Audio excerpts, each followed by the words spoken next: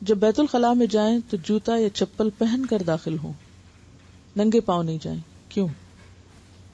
کیونکہ کسی نہ کسی طرح کوئی چھینٹ، کوئی نجاست کے ادھر ادھر گرنے کا، پڑنے کا خدشہ ہو سکتا ہے، اور انسان جب اندر جاتا ہے تو وہ نجاست کیا ہو جاتی ہے، پاؤں کے ساتھ لگ سکتی ہے، اور پھر واپس اگر آپ کمرے میں انہی پاؤں کے ساتھ آ رہے ہیں تو واپس وہ پلٹ کر نجاست کمرے تک آ جائے گی۔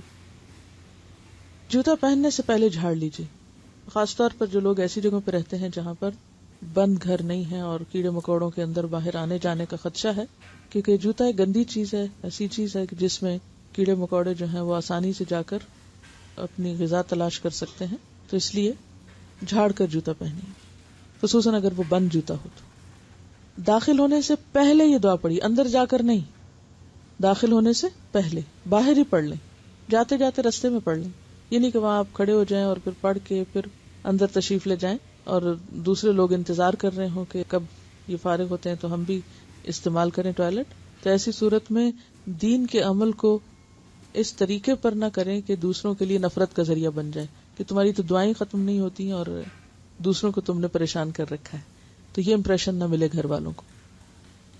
داخل ہونے سے پہلے یہ دعا پڑھ لیجئے، بسم اللہ اللہم انی اعوذ بک من الخبث والخبائث، شروع اللہ کے نام کے ساتھ، اے اللہ بے شک میں آپ کی پناہ چاہتا ہوں ناپاک جنوں اور ناپاک جننیوں سے، کیونکہ گندی جگہ یا نجاست کی جگہ ناپاک جنوں کی پسندیدہ جگہ ہوتی ہیں اور عام طور پر ان جگہوں پر وہ موجود ہو سکتے ہیں، اس لیے ان سے پناہ مانگتے ہوئے اندر جانا چاہیے۔ آپ کو معلوم ہے کہ جادو وغیرہ کے جتنے بھی اعمال ہوتے ہیں وہ عموماً گندی چیزوں کے ساتھ ہوتے ہیں۔ بیت الخلاء میں داخل ہوتے وقت پہلے بایاں پاؤں اندر رکھیے، یعنی لیفٹ پاؤں کو اندر لے جائیں گے اور نکلتے وقت پھر رائٹ باہر نکالیں گے۔ بیت الخلاء میں داخل ہونے کے بعد کی سنتیں، بیت الخلاء میں داخل ہونے کے بعد زمین کے قریب تر ہو کر سطر کھولیں، یعنی تنہائی میں بھی ننگے رہنا پسندیدہ نہیں، الا یہ کہ ضرورت ہو۔ قضاء حاجت کرتے وقت قبلے کی طرف چہرہ اور پیٹھ نہ کریں، خاص طور پر جب کوئی شخص میدان میں ہو، باہر کھلی جگہ پر ہو۔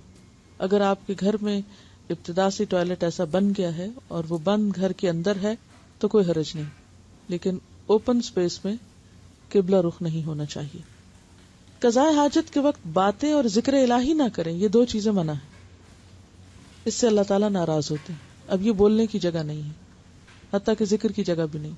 ہاں دل میں اگر آپ کے کوئی خیال آ رہا ہے اللہ تعالیٰ کا یا کسی، تو وہ دل کے خیالات کی پکڑ نہیں ہے، لیکن نہ تو تلاوت کریں، نہ کوئی گنگنائیں اس طرح کی چیز، اور نہ ہی باہر کوئی کھڑے ہو کر آپ سے باتیں کر رہا ہے، پوچھ رہا ہے کچھ، آپ اس کو بیٹھ کر گفتگو کر رہے ہیں یا ٹیلی فون لے کر بیٹھ جائیں، تو اس سے پرہیز کرنا چاہیے۔ بعض لوگ ریڈنگ شروع کر دیتے ہیں تو یہ بھی پسندیدہ عادت نہیں ہے، علم کی توہین ہے۔ جب عام گفتگو سے اور ذکر سے منع کیا گیا ہے تو پھر بک ریڈنگ بھی پسندیدہ نہیں، اور ویسے بھی انسان کو پھر زیادہ ضرورت بیٹھنے کی عادت پڑ جاتی، تو گندی جگہ پر زیادہ ضرورت کیوں بیٹھنا؟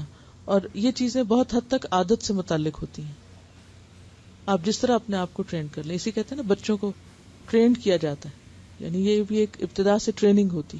بعض ماؤں کا ہی قصور ہوتا ہے کہ وہ بچوں کو بہت دیر پاٹ پہ بٹھا چھوڑتی ہیں اور خود اپنے کام کرتی رہتی ہیں، بچے وہیں بیٹھ کے گنگناتے رہتے ہیں، باتیں کرتے رہتے ہیں، اور وہ کہتی چلو پھنسا ہوا بیٹھا ہوا میں اپنے 4 کام کر لوں۔ تو یہاں سے بچوں کو غلط عادت پڑ جاتی ہے دیر لگانے کی، پھر ان کی سیٹسفیکشن ہی نہیں ہوتی جب تک وہ بہت دیر نہ بیٹھے رہیں۔ پھر جب وہ بڑے ہوتے ہیں اور وہ زیادہ دیر اندر رہنا شروع کرتے، پھر آپ دروازے ناک کرنے لگتے، جلدی باہر نکلو، اندر کیا کر رہے۔ لیکن ہم بھول جاتے ہیں کہ قصور ہمارا اپنا تھا کہ ہم نے شروع میں ہی ان کو اتنی دیر بیٹھا چھوڑ دیا۔ تو اس لیے نجس جگہ پر ضرورت کے لیے جانا چاہیے اور پھر فوراً نکلنا بھی چاہیے۔ پیشاب کی چھینٹوں سے بچیں، کیونکہ پیشاب کی چھینٹوں سے نہ بچنے کی وجہ سے قبر میں عذاب ہوتا ہے، اور اس کی وجہ یہ ہے کہ وہ ناپاک ہیں، وہ جسم پہ لگی رہیں گی تو نہ عبادت قبول ہوگی، اور عبادت ہی نہیں تو پھر نجات کس کی۔ زمین سخت ہو تو اسے نرم کر لیں۔ اب ظاہر ہے کہ ہر ایک کو تو کموڈ میسر نہیں، یا گھر کے اندر ٹوائلٹ میسر نہیں۔ دنیا کی ایک بڑی آبادی جو ہے وہ ایسی جگہوں پر رہتی ہے کہ جہاں انہیں باہر جنگل میں جا کر بیت الخلاء استعمال کرنا پڑتا ہے، تو ایسی صورت میں جس جگہ پر بیٹھے وہ جگہ نرم ہو کہ اس میں پیشاب جذب ہو جائے، اس کے چھینٹے نہ اڑیں۔ قضاء حاجت کرتے وقت دایاں پاؤں کھڑا رکھیے، اس پر بوجھ کم ڈالیے، اور بائیں پاؤں کو پورا زمین پر رکھیں اور اس پر وزن دے کر بیٹھیں۔ اب آپ دیکھیں کہ نبی صلی اللہ علیہ وسلم نے آخری حد تک طریقہ اور ادب سکھایا ہے. اور اس میں اگرچہ کموڈ پر بیٹھنے سے یہ سنت پوری طرح تو آپ فالو نہیں کر سکتے، لیکن پھر بھی کسی حد تک آپ کر ہی سکتے ہیں کہ دایاں پاؤں اٹھا لیں اور بائیں جو ٹانگ ہے یا بایاں پاؤں جو ہے اس طرف کو اپنا وزن رکھیں. بائیں ہاتھ کی کوہنی گھٹنے پر، ایلبو گھٹنے پر. گھٹنا کہاں ہوتا ہے؟ یہ جو جس کو گوڈا آپ کہتے ہیں، نی، ٹھیک ہے نا. تو نی کے ساتھ اوپر جو جوڑ کے ساتھ ہی جگہ ہے اس پر یہ کوہنی ہونی چاہیے، کیونکہ اس سے آپ کی خاص جگہوں پر پریشر پڑے گا اور اس پریشر سے جسم سے جو اخراجات ہیں ان کی ریلیز کو یعنی ہیلپ ہوگی، یعنی ان کی ریلیز آسان ہوگی. بائیں ہاتھ کی کوہنی گھٹنے پر، ہتھیلی بائیں کان کے نیچے. یہ کان ہے نا، تو کان کے نیچے ہتھیلی، کان کے اوپر نہیں، کان کے نیچے، یہاں اس طرح. اور ہتھیلی کھلی بھی ہو سکتی ہے اور اگر مٹھی بند بھی ہے تو بھی اس جگہ. اگر آپ نے یوگا کی کچھ ایکسرسائز کی ہوں یا کبھی یوگا انسٹرکٹر سے کچھ بات چیت کرنے کا موقع ملا تو عموماً آپ نے دیکھا کہ وہ اس حصے کو، جن لوگوں کو اسٹمک کی ایسی تکلیف ہو تو اس حصے کو پریس کرنے کے لیے کہتے ہیں. آپ صلی اللہ علیہ وسلم نے اس حصے کو یہاں ہتھیلی رکھ کے پریس کرنے کو کہا ہے اس موقع پر. رسول اللہ صلی اللہ علیہ وسلم کا کوئی بھی حکم حکمت سے خالی نہیں، کیونکہ آپ کو یہ سب چیزیں بذریعہ وحی سکھائی گئی تھی. جس نے انسان کو تخلیق کیا اسی نے انسان کو حتیٰ کہ اپنے جسم کو صحیح طور پر استعمال کرنے کا بھی طریقہ سکھایا. تو آپ کو یاد رہے جو ہم نے بات کی تھی ویل بینگ کی، اس میں جسمانی اور فزیکل ویل بینگ بھی ہے. تو نبی صلی اللہ علیہ وسلم نے صرف ہمیں کچھ روحانی طور پر ہی ترقی کرنے کا حکم نہیں دیا، یا صرف قرآن میں طلاق اور نکاحی کے مسائل نہیں، بلکہ انسان کی ساری ضروریات حتیٰ کہ ٹوائلٹ میں بیٹھنے تک کے طریقے کو جو زیادہ بہتر اور فطرت کے قریب ہے اور انسان کے لیے فائدہ مند ہے وہ بھی سکھایا. رسول اللہ صلی اللہ علیہ وسلم کا کوئی بھی حکم حکمت سے خالی نہیں. اس طرح بیٹھنے سے اخراج فضلہ میں آسانی ہوتی ہے. پیشاب یا استنجا کرتے وقت پرائیویٹ پارٹ کو دایاں ہاتھ نہ لگائیں بلکہ بایاں ہاتھ لگائیں. ناک صاف کرتے ہوئے بھی بایاں ہاتھ، استنجا کرتے ہوئے بایاں ہاتھ. کسی بھی غلاظت کو اٹھاتے وقت یا ہاتھ لگاتے وقت، کسی بھی مثلا کوئی گدی چیز صاف کر رہے ہیں آپ، تو ان سب چیزوں کے لیے بایاں ہاتھ استعمال کریں. بہت سے لوگ کھانے پینے میں بایاں ہاتھ استعمال کرتے ہیں جو کہ منع ہے. دایاں ہاتھ اچھے کاموں کے لیے، صاف کاموں کے لیے، اور بایاں ہاتھ نجس یا ناپاک چیزوں کے لیے. جب حکم آ گیا تو ما آتاکم الرسول فخذوہ، کوشش کریں بچپن سے بچوں کو ٹرین کریں. ٹریننگ کی بات ہے. جاپان میں لوگوں کو دائیں اور بائیں دونوں ہاتھوں سے لکھنے کی پریکٹس کرائی جاتی ہے کہ خدا نہ خواستہ زندگی میں اگر دائیں ہاتھ کو کچھ ہو گیا تو بایاں بھی اکولی کام کرنے کے قابل ہو. حضرت عمر رضی اللہ تعالیٰ عنہ دونوں ہاتھوں کو بیک وقت برابر کا استعمال کر سکتے تھے. یہ صرف ٹریننگ کی بات ہے، یعنی مسل ٹریننگ ہوتی ہے. بچپن سے اگر آپ استعمال کرنا سکھا دیں بچے کو تو چاہے وہ لیفٹ ہینڈڈ ہے لیکن وہ دائیں کی بھی پریکٹس کر کے وہ سیکھ سکتا ہے. اور ساری زندگی ایک کام جو نہیں کرنا چاہیے وہ انسان کر کے اپنی نیکیوں میں ہی کمی کر رہا ہے نا. صرف اگر یہ کہہ کے کہ میرے پاس تو رخصت ہے، یہ جواز ہے کیونکہ میں لیفٹ ہینڈڈ ہوں، یہ کوئی جواز نہیں ہے. جس رب نے پیدا کیا ہے وہی رب جانتا ہے کہ انسان کو کیا کرنا چاہیے اور کیا وہ کر سکتا ہے.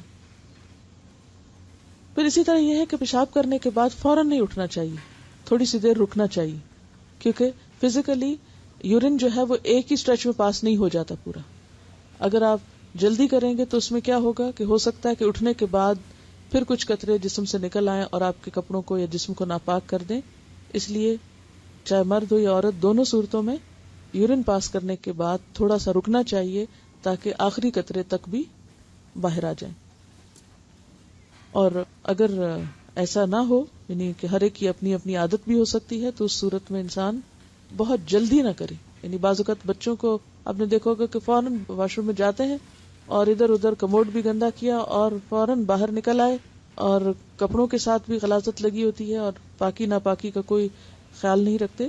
تو جیسے 7 سال کی عمر میں نماز کے لیے کہا جائے تو 7 ان چیزوں کا بتایا جائے. بعض اوقات یہ ہوتا ہے کہ گھر سے باہر جیسے اسکول وغیرہ میں اگر پانی کا انتظام نہیں تو عام طور پر مشکل ہوتی ہے، لیکن پھر بھی کوشش یہی کی جائے کیونکہ ناپاک جسم کے ساتھ عبادت نہیں ہوتی، ناپاک کپڑوں کے ساتھ نماز نہیں ہوتی. تو اس صورت میں پوری احتیاط کی جائے پاکی حاصل کرنے کی.